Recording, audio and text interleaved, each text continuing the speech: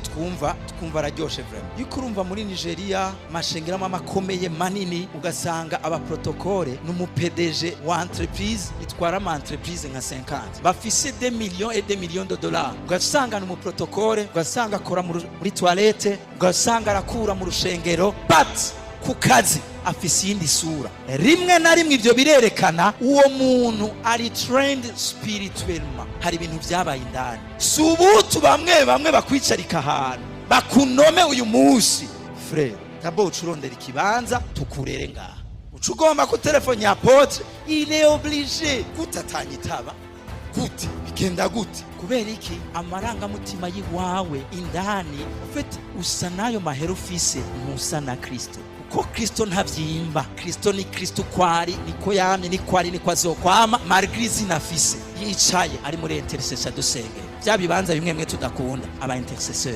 aguma twingenge. Hari ama histoire amwe twumva radio